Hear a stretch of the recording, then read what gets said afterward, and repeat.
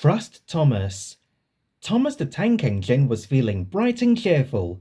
It was a splendid day. "Good morning," he whistled to some cows, but the cows didn't reply. "Never mind," said Thomas. "They're busy with their breakfast." Next, he saw Bertie. "Hello, Bertie. Care for a race today?" But all Bertie could say was, "Ouch! That's another hole in the road." "I'm sorry, Bertie," smiled Thomas. Thomas was still in good spirits when Bertie arrived at the next station. "Bad luck, Bertie," said Thomas. "Now, if you were a steam engine, you would run on a pair of reliable rails." "Huh!" replied Bertie. "The railway was supposed to deliver tar to mend the road 2 weeks ago. You can't trust a thing that runs on rails." "I run on rails. You can trust me, Bertie. I'll see if I can find out what's happened."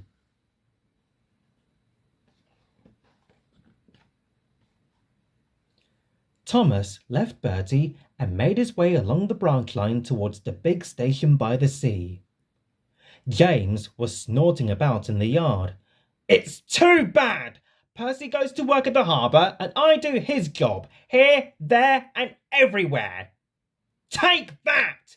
"Ooh!" groaned the trucks. "Just you wait! We'll show you!" Gordon laughed. "I'll tell you what, James.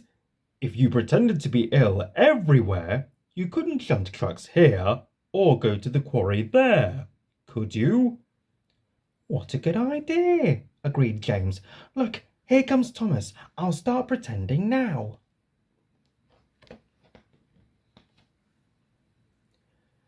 Thomas was sorry to see the engines looking miserable. "Cheer up, it's a beautiful day." "Yes," grumbled Gordon, "but not for James." "What's the matter?" "He's sick," replied Gordon. "Yes, he is. I am," stuttered James. "I don't feel well at all." "Don't worry," said Thomas kindly. "I'll help out if you're ill." Gordon and James sniggered quietly to each other. Some of James's trucks were coupled behind Thomas, and he steamed away to the quarry. The trucks were still cross. We couldn't pay back for bumping us, so we'll play tricks on Thomas instead. One engine is as good as another." But Thomas didn't hear them. He collected all the stone from the quarry and then set off back to the junction.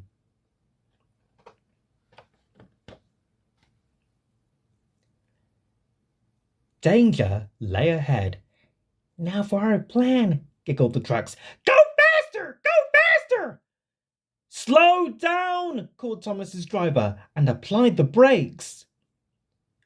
Poor Thomas stood dazed and surprised in a muddy pond as a toad eyed him suspiciously. "Bust my buffers," muttered Thomas. "The day started so well, too." Duck pulled away the trucks, and Edward helped Thomas back to the junction. Suddenly, Thomas remembered the missing tar. He told Edward all about it. "That's strange," said Edward. "A truck full of tar has been left at my station. That must be it. Driver will make sure it gets to Bertie now." Later, James spoke to Thomas.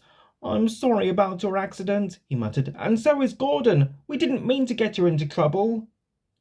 "No, indeed," spluttered Gordon. A mere misunderstanding, Thomas. All's well that ends well." Just then, Bertie arrived. He looked much more cheerful. "My road's being mended now." "Oh, I am glad," replied Thomas. "Thanks for all you did. Now I know I can trust an engine, especially if his name is Thomas." Gordon and James puffed silently away to the shed. But Thomas still had company. "Well, well," he sighed. "What a day for surprises." The toad, who was looking forward to a ride home, noisily agreed.